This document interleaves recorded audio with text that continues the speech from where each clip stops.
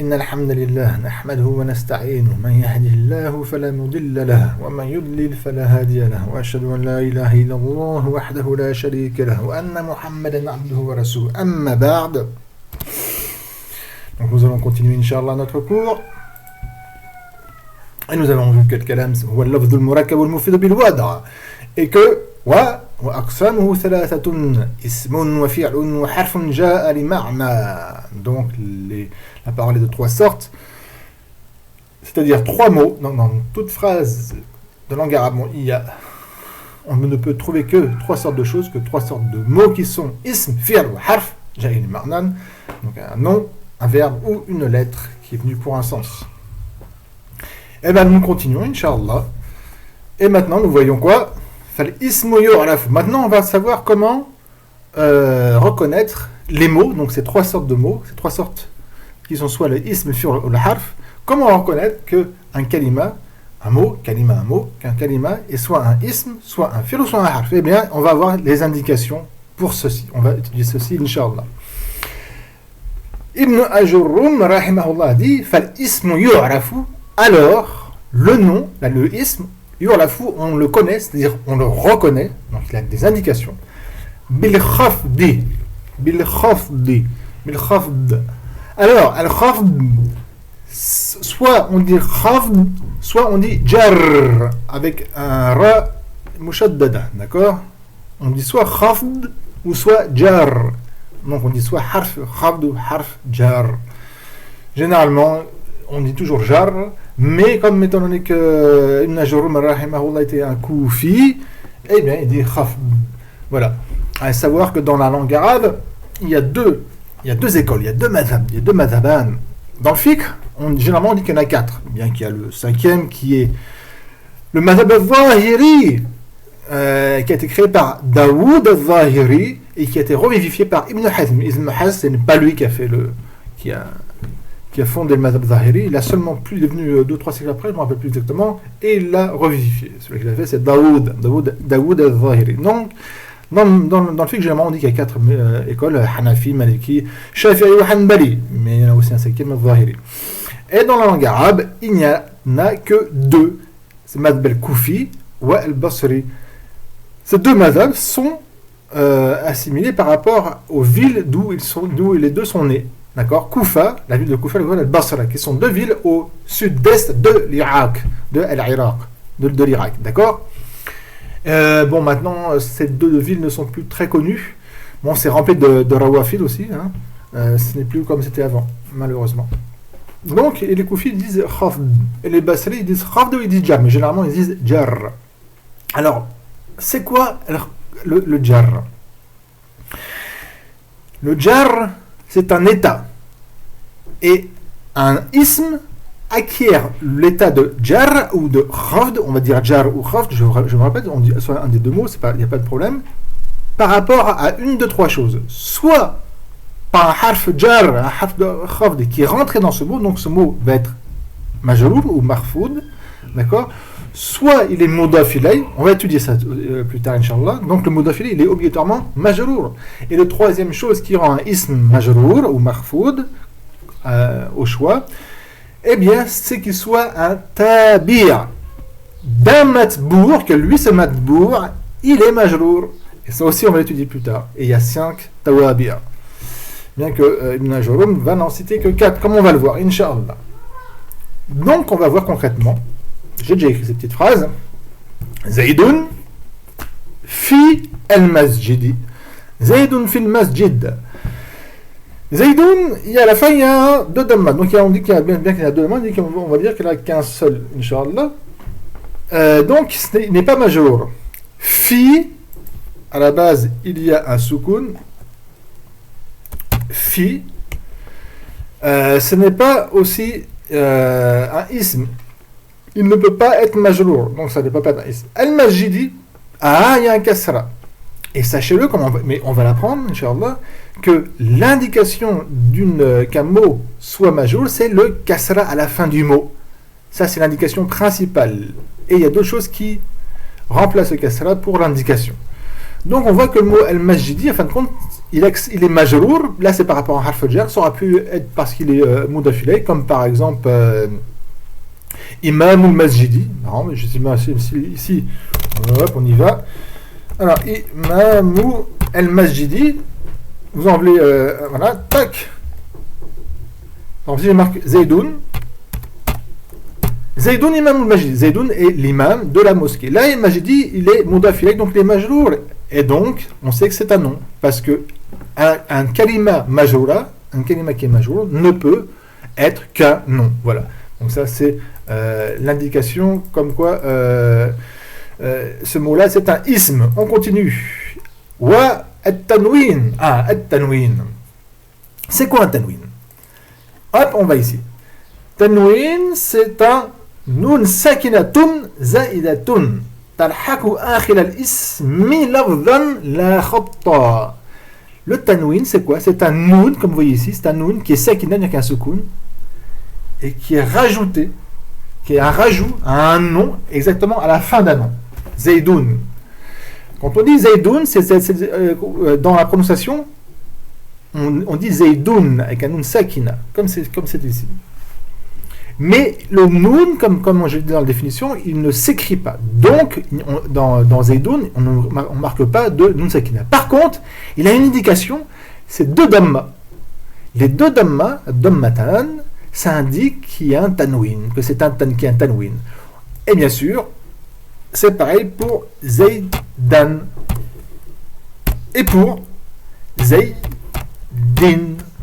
D'accord? Bien que là, il ne veut pas se faire voir, excusez-moi, mais là, le logiciel ne fait pas apparaître les deux kasras. Mais à la fin, il y a deux kasras, d'accord?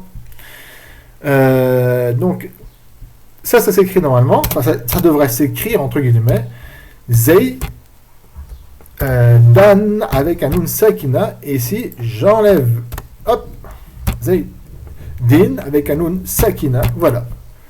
Zaydan, Zaydin. Je le réécris avec un de kasra qui ne veut pas apparaître. Zaydoun, Zaydan, Zaydin. D'accord? Donc le tanwin, fin de compte, c'est quand à la fin du mot il y a deux damma, ou deux fatha, ou deux kasra, et qui se prononcent comme ça. Zaydoun, Zaydan, Zaydin. Donc, on revient à ce que a dit Ibn Jawrum. Donc, quand il y a un mot, excusez-moi, quand il y a un mot où un tanwin est à la fin, c'est un ism. Donc kalimatun, il y a deux damma, c'est un ism, c'est pas un verbe, c'est pas un fi'l, c'est pas un harf.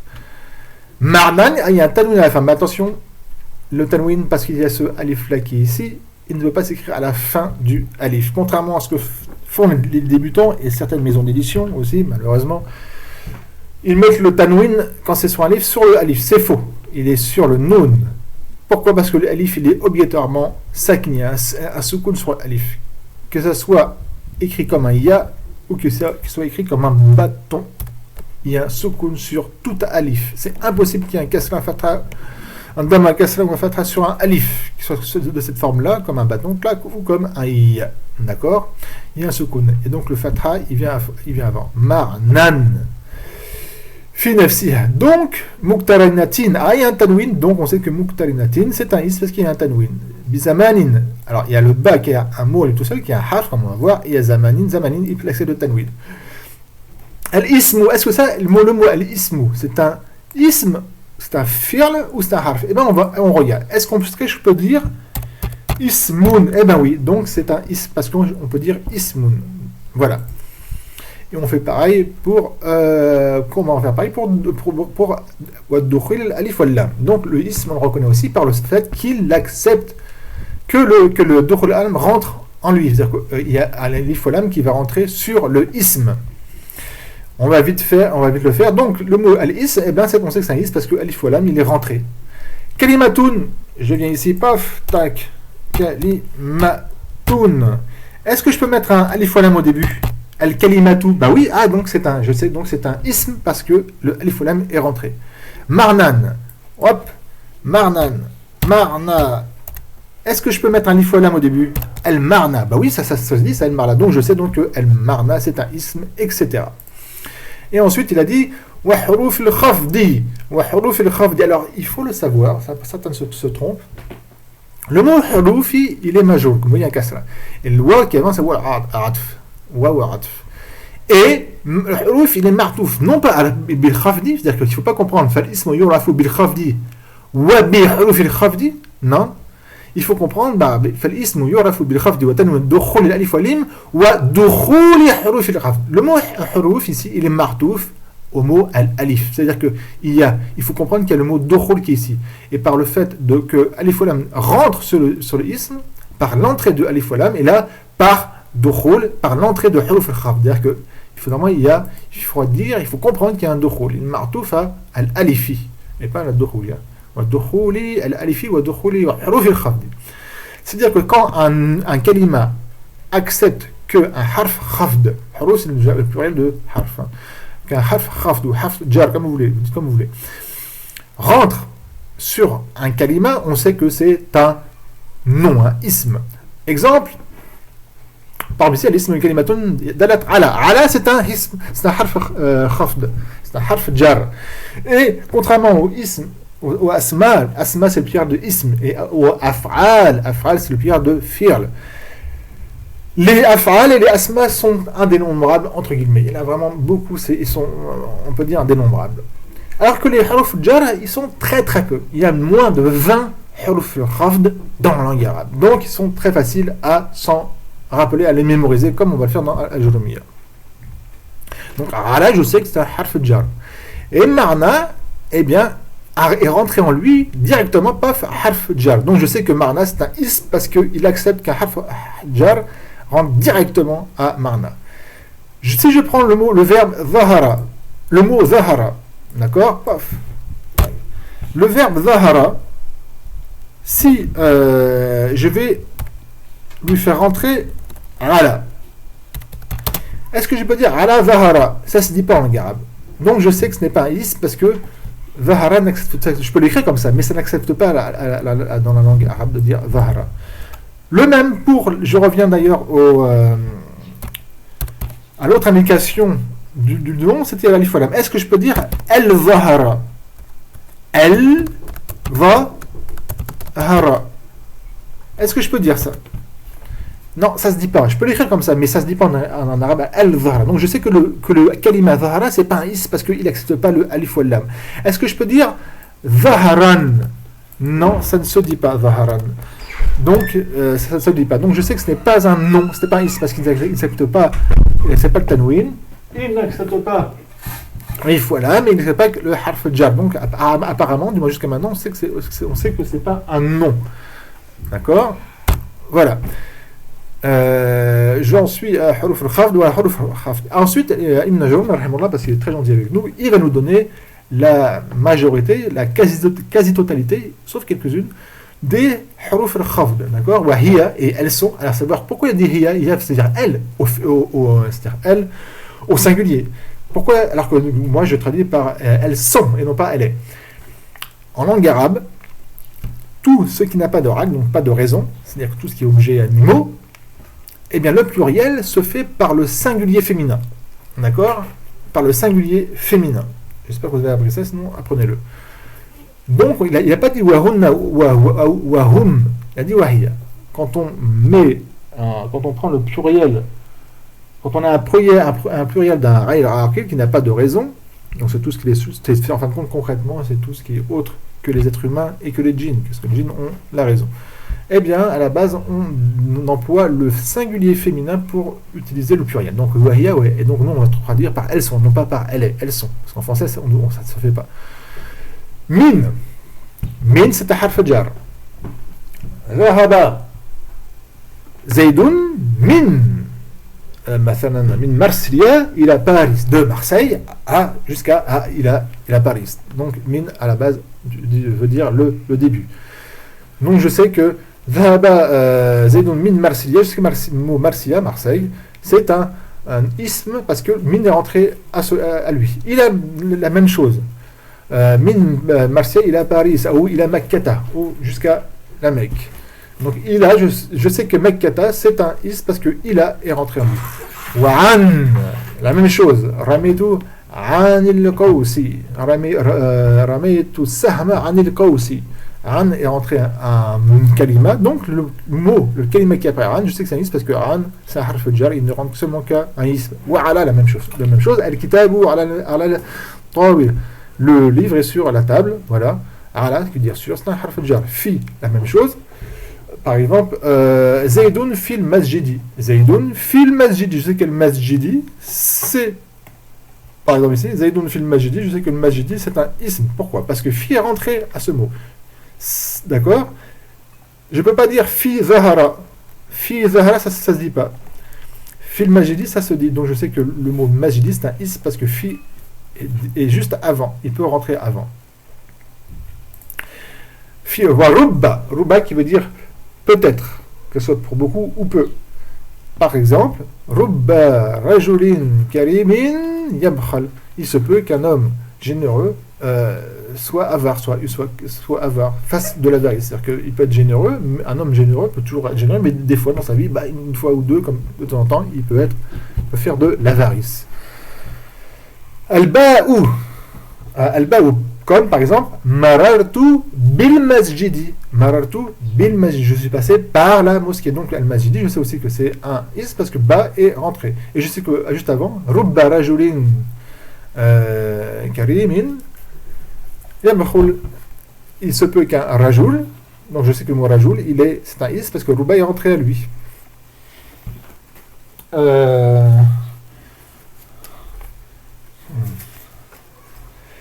Wal-kafu, al-kafu, comme exemple, Zaydun ka asadin. Asadin. J'ai oublié un S. Alors, ka asadin. Zaydun est comme un lion. Désolé, le fatra, le kasra ne vient pas. Zaydun ka asadin. Donc, le cas c'est un harf jar qui veut dire comme. Zaydun ka asadin. Zayd est comme un lion. Le mot asad, je sais que c'est un is parce que le kaf, le harf jar, est rentré dans ce monde. Donc, il accepte. Ensuite, il y a al-lam. Al-lam, par exemple, alhamdulillahi. Alhamdulillahi rabbil alamin. Ou, par exemple, al-kitabu. Kitabu li Zaydin. Le livre est à Zayd. Le mot Zayd, je sais que c'est un ism. Pourquoi? Parce que le lam est rentré dans ce mot. Ensuite, il a dit wa huruful qasami. Wa huruful qasami. Alors, huruf, il est martouf à min. Et, excusez-moi. Huruf, il est.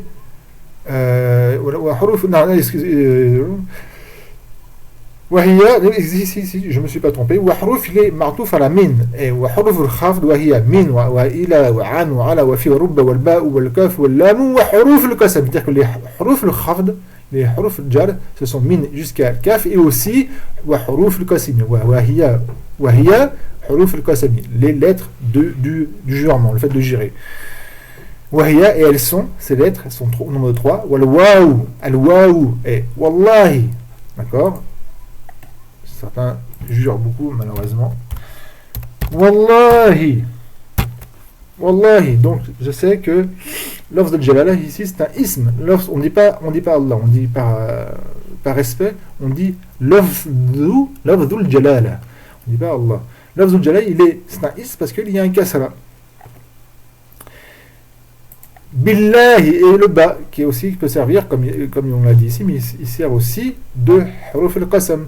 Billahi, je peux dire en disant Billahi. D'ailleurs, le prophète utilisait souvent quand il disait Billahi nafsu Muhammadin biyadihi, par celui qui détient l'âme de Muhammad dans sa main.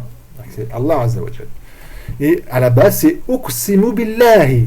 À la base, c'est Uqsimu, je jure, Billahi par Allah. Et quand on veut pas, quand on efface, on dit généralement Wallahi. C'est-à-dire que le wa remplace Uqsimu Billahi. Le wa, quand on dit Wallahi, on remplace Uqsimu bi. Et on n'a pas de droit de dire Uqsimu bi Wallahi. Soit on dit Uqsimu billah, soit on dit Wallahi. D'accord? Et le ta, qui sert pour jurer, qui est très peu utilisé, on le trouve dans le Coran, mais qui, lui, le ta, ne rentre seulement que dans quelques noms. On peut dire seulement Tallahi et Tarabbi et Tarabbil Ka'bati et Tarrahmani. Je m'arrête ici parce que ça va faire déjà 20 minutes. Barakallahu fikoum, je continuerai plus tard, Inch'Allah. وصلى الله على نبينا محمد وعلى آله وسلم وسبحانك اللهم وبحمدك لا إله إلا أنت أستغفر الله وأتوب إليه